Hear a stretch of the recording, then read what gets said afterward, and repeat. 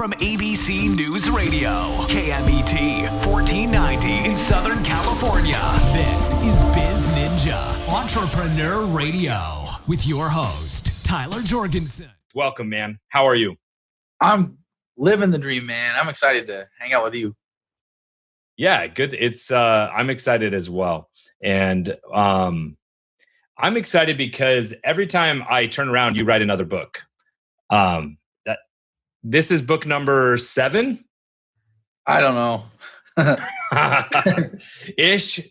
Yeah. Are we over 10? Are we over 10? I think we're close to it, yeah. Okay. Yeah. Amazing. That's so one, I think that just the fact that you generate content that quickly and efficiently is remarkable. But that's not really the main thing we're going to talk about. So the main thing we're going to talk about is your newest one, The Truth About Business. Let's get right to the nitty gritty. Why did you write? Why are you still writing books? Okay, so 2 reasons. First, this is like a summary of how not to run a business and how not to waste lots of money. So reason number one I wrote this is because I wasted literally $250,000 on crappy courses and programs, coaches, agencies, freelancers, employees, yada, yada, over the years. So that's reason number one. Reason number 2 is because this is actually the prequel to my other book. So The Dream Hunter book now has a prequel. So this kind of sets the foundation. It's almost like the Dream Hunter book kind of hits you as you're running, and it's like, oh my God, right? Like, and it's right. Like, wow, this does a really good job of laying the foundation and showing you what not to do, if that makes sense. Okay. Yeah, it does. And so for the Dream 100 book, most people at that point already, like, for it to really be effective, their business already has to be in motion. They already need to know who their people are, right? Like the concept of being able to target your Dream 100 is that you already know who is influential in your business, or you know what type of people your business is. So does this go back to like even before that, just how to even approach your business?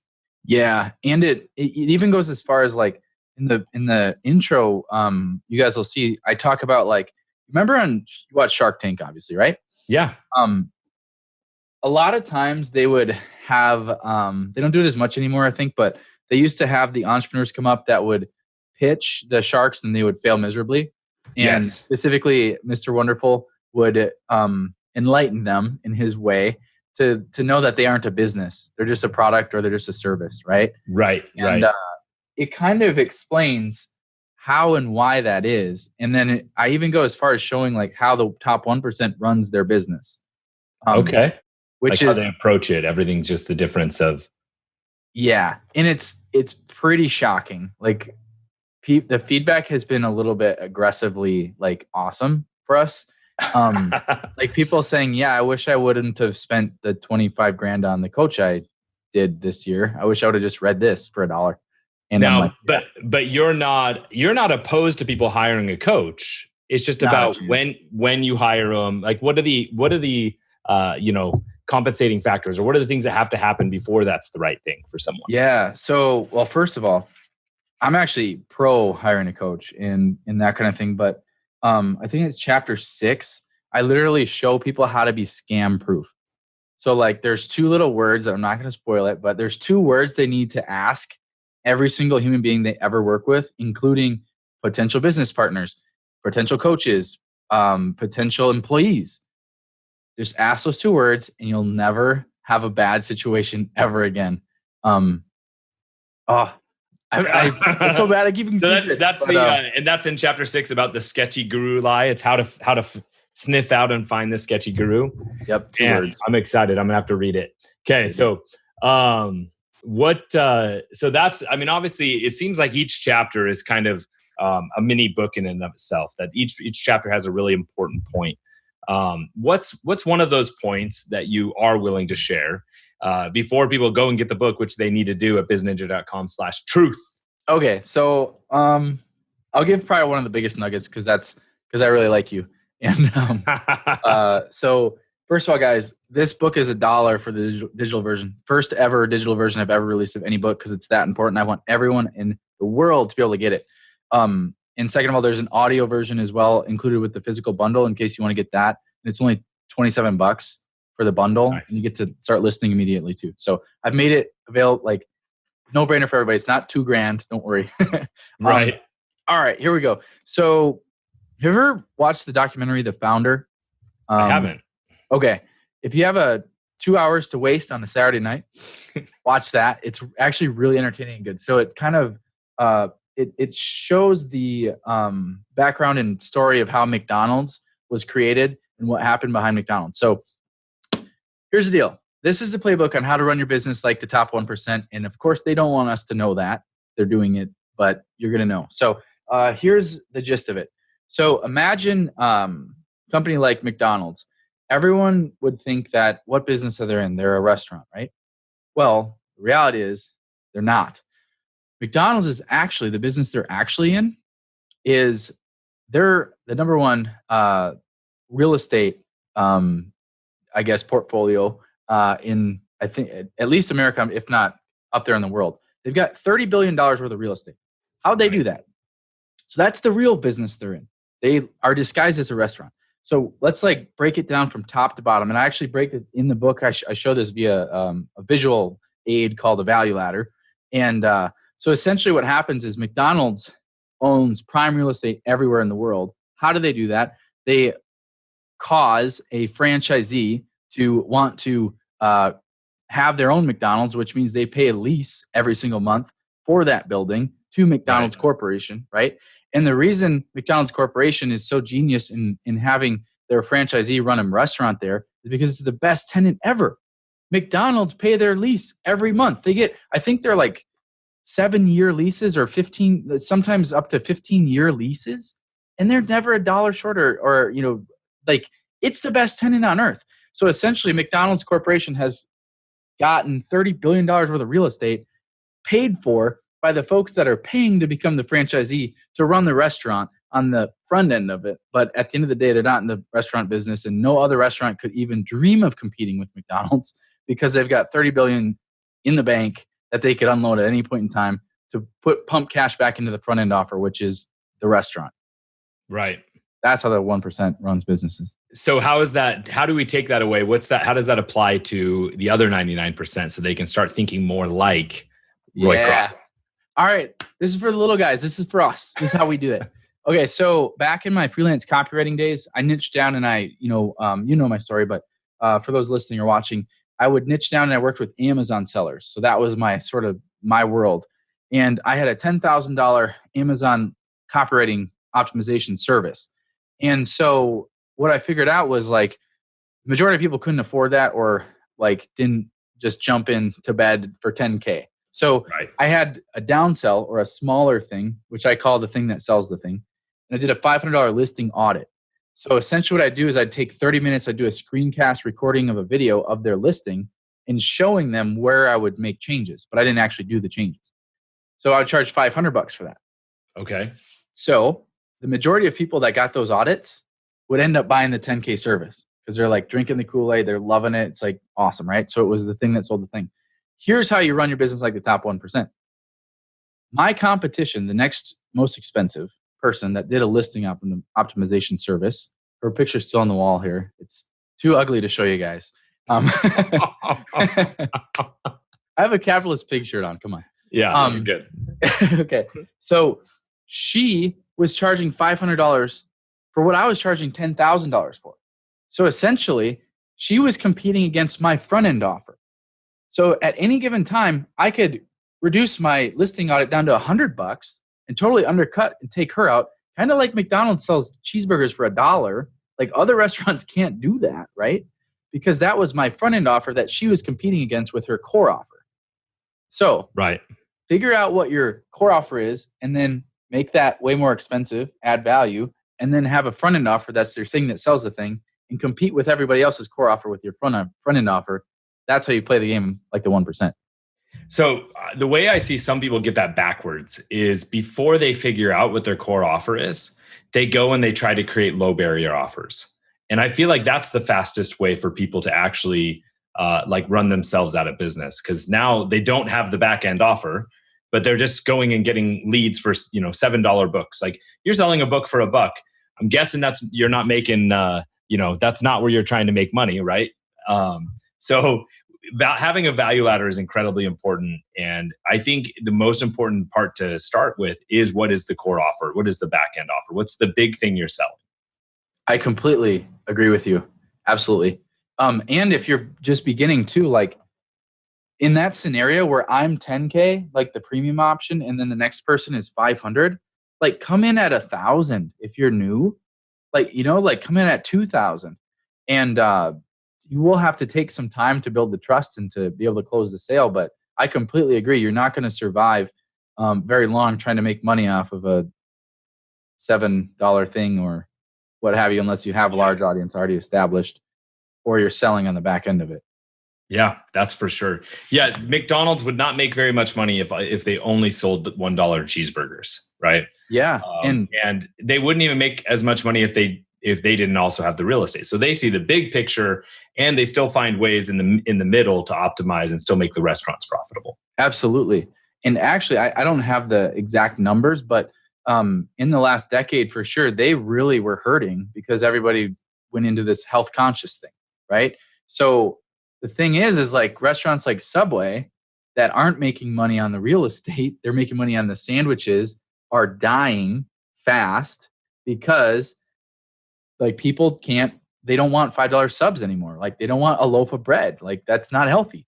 So McDonald's for the longest time was like breaking even, if that. Probably a lot of them were losing money, but it didn't matter because they had the $30 billion to keep them afloat for years. And now they've kind of figured that out, and they've changed up their front end, their restaurant, and now it's cranking again. But that's why they were able to survive and sustain. So their back end offers what gave them staying power to be able to have time to pivot and make adjustments to the market. Exactly. So what, as you're writing this book, you're pumping through, you've got 16 chapters, right? And you give a little bit of a teaser. If you go to the book's website, which you can get to easily by going to bizninja.com/truth. If you go there, he gives you a preview of the first 8 chapters. But there's a lot more. And you even have drawings this time. So I'm super excited. I love it. I did them all myself. No, guys, I mean, come on. These are Picassos, but it's like a third grader did it. What? So obviously, people need to buy the book. It's $1 to get the digital copy. It's not like it's going to be, hit them in the pocketbook very hard. Tyler's not going to get rich off that affiliate link, guys. I want my 22 cents.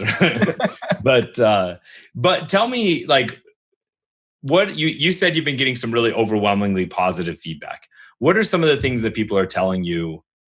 Like, what are the big takeaways? What are the ahas people are experiencing? Oh man. So I think the big thing is like clarity on how, like, zooming way out, like 30,000 foot view of like what their business needs to look like over time, because we all get so wrapped up in the tactics and like, this is working right now. Like, and then we feel like we're getting yanked around, right? Like, so it's like, it zooms way out and it's like, oh, that's how the whole puzzle is supposed to look. So I guess it's kind of like trying to put a 1,000-piece puzzle together without the picture, right? So that plus just like so for those that are familiar with the value ladder, like I expound upon that to the point where it's like unbelievably like holy because there's a backside, like it's crazy. So the double-sided value ladder people being crazy over, and then just at the end of the day, it's just like the ability to know what your finish line should look like in your business, because people always say, oh, start with the end in mind. It's like, okay, cool. But like, what does that mean? And like, it's just gives you clarity on what the hell you're doing. So you take a lot of these anecdotes that exist in business, like begin with the end in mind, which is phenomenal. Yes. Can be, but if you're just reading the anecdotes, if you're just reading the Instagrammed quotes, right? If you're just reading like tweets as your philosophy book, right? You're missing the meat of the story. So your chapters in each part of this book are filling in the meat of the story and explaining, okay, beginning with the end in mind looks like this, and here's where you messed up with it once, and here's how you figured it out, right? Exactly. Mm-hmm. So what's you've gone through a lot of different business. You've done copywriting, you've done e-commerce, you have a coaching program and like an inner circle type thing. What out of all the ones you've done, what's your absolute favorite business? And let's go for there, and then I got to follow up. Okay, so I'm glad you brought that up because I kind of forgot. One of the sort of themes of this book is I've basically made at least $1 million in pretty much 4 types of businesses that you can run, which you just suggested, like coaching / consulting, e-commerce, physical products, digital info products, and then a service. Okay, so I've done that 4 times. I don't recommend that. There's an easier way. Just pick 1 or 2. But essentially, I just go through how I did that in all 4 types of businesses throughout the book. But I would say my favorite it's got to be the coaching consulting, because coming off like going to live events, as you know, you're speaker at Dream Hunter Con, which you brought the heat, loved it, man. So much fun to have you. Seeing the impact that way is so much better than, doing, to me, physical products or what have you. Okay, cool. So you've done a bunch, and for you, what you found like brings you the most fulfillment and enjoyment is being able to help other people find their success, right, and find their path. And I think that's the crux of why this book even exists, right? Is that you wanted to find a way that you could reach more people and help them take their first steps in business. So I Dream 100 is one of my favorite books. It's one of the books I recommend to everyone, along with I have like 4 books, right? So 4-Hour Workweek, .com Secrets, Dream 100, and then the other one that comes from that Dream 100 comes out of, that I just totally blanked on, but it's from Michael Masters. No, not Michael Masters. And that Ready, Fire, Aim is number 5, but number 4 is the one that Dream 100 even comes out of. Ultimate Sales Machine. The Ultimate Sales Machine by Challenge. Yeah. So those 4 with Ready, Fire, Aim as a 5th are pretty powerful. This may have to is this going to replace one, or is this going to become number 5? Oh my gosh. I'll have to let you decide. What would you say it's most like? Which of those books I listed? It's like got the practical, like, holy implement this now of like .com Secrets and the Dream 100 book, but it's got like the, oh my gosh, that's what's really going on of the Ultimate Sales Machine. What was the first one you said again? 4-Hour Workweek. Yeah. So you kind of merged them and then said, okay, I'm Dana. This is my experience. This is what I've learned. Now, Dana, you have a phenomenal network. How many of the stories in the book are stories that you've pulled from other people's experiences? A ton, probably at least a dozen. So, I mean, I'm talking about major, like, these are conversations at private masterminds or private, like, high level one-on-ones that I'm kind of letting the greater population know about. So I got stories about, like, pretty sure I talk about you in there. Got Russell Brunson, Alex Hormozy, Brandon Poulin. Like, these are people that own the fastest growing companies in America. Like, it's stuff that you have to pay a lot and you have to spend a lot of time to earn the right to discover that I'm giving. That list of people that you just mentioned, one thing I know about them all is that they didn't all succeed the first time. So they failed forward, they learned fast, and every one of them I'm massively impressed with how quickly they learn and adapt. And I think that would be my lesson to everyone here, right? Is if you're hearing stuff that you've heard before, it's probably not a knowledge issue at that point, it's an application issue. But if you can, and they say that a wise man learns from his mistakes, but I'll tell you what, an even wiser man learns from the mistakes of others. And I think that's what Dana has put together is the book of wisdom, of learning from the mistakes of others so that you can fast track your own results. And so if you haven't already, while we're talking, if you haven't already grabbed The Truth About Business, please go to bizninja.com/truth and get yours. Dana, give me one major takeaway that you want people to get in the first 10 minutes that they start reading the book. I think, first is, so they're going to just have a different lens on business. So, like, if you guys that are watching, listening, if you've ever, like, been in a situation where you wondered like, how are they doing that? Or why are they doing that? Like that's gone. Now you're going to have a level of understanding of how business functions and why and what people are doing. Like you've never had. Like it's not something an MBA would give you. It's like literally like 12 years in the trenches of like figuring it out is essentially all put into this.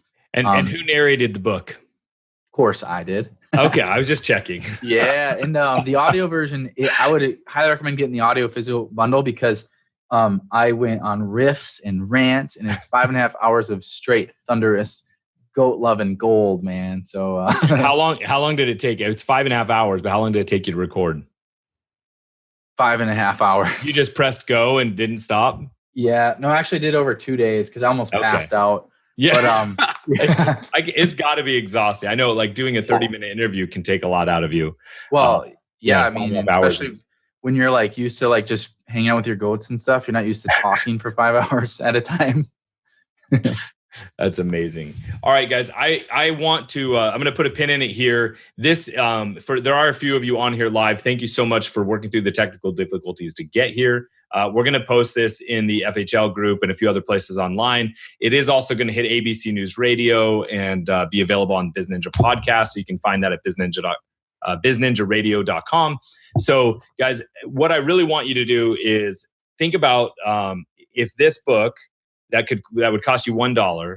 Even if there's one lesson in there that could propel your business forward, is it worth that $1? And I think the answer is yes. So please go to bizninja.com/truth and click the button to get yours today.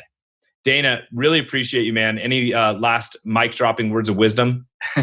Well, first of all, it's always a pleasure, man. Really appreciate you. And guys, Tyler's not making anything off of this. He's just donated an episode for you and gotten you access to this resource, which is going to change your life. So please take advantage of that. I just wanted to say thank you, Tyler. You are awesome, and you live the Dream 100, and you do it the right way, which I really appreciate. It's inspiring and fun to watch you, and thank you for helping everybody. And let's get together soon. Yeah, let's do it. All right, guys. Thank you so much for tuning in. Now, don't forget, it is your turn to go out and do something. Thank you for listening to BizNinja Entrepreneur Radio with Tyler Jorgensen. Please make sure to subscribe so you're first to hear new interviews and episodes. If you found this podcast to be valuable, please share it with a friend. Don't forget to visit our online dojo at bizninja.com to claim your reward for listening to the show.